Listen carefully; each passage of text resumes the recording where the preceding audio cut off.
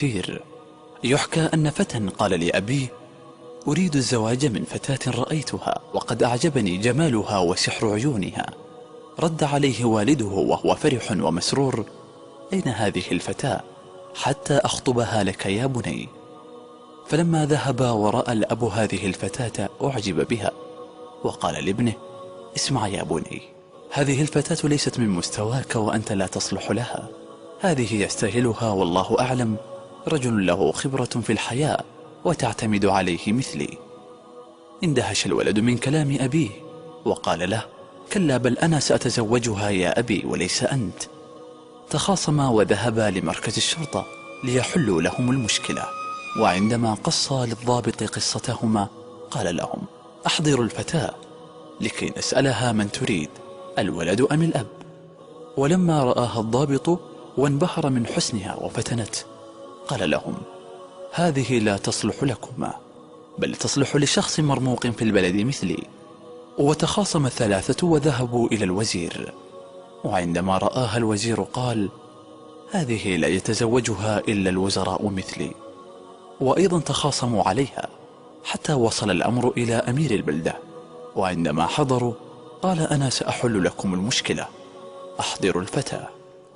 فلما رآها الأمير قال: هذه لا يتزوجها إلا أمير مثلي.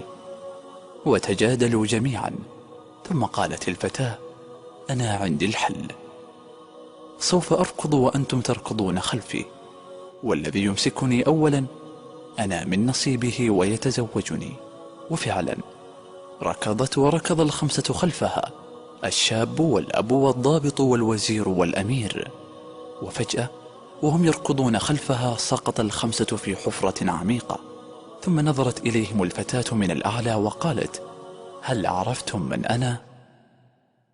أنا الدنيا، أنا التي يجري خلفي جميع الناس إلا من رحم الله، ويتسابقون للحصول علي ويلهون عن دينهم في اللحاق بي حتى يقعوا في القبر ولم يفوزوا بي. اعلموا أنما الحياة الدنيا لعب ولهو وزينة وتفاخر بينكم وتكاثر في الأموال والأولاد، كمثل غيث أعجب الكفار نباته ثم يهيج فتراه مصفرا ثم يكون حطاما، وفي الآخرة عذاب شديد ومغفرة من الله ورضوان، وما الحياة الدنيا إلا متاع الغرور.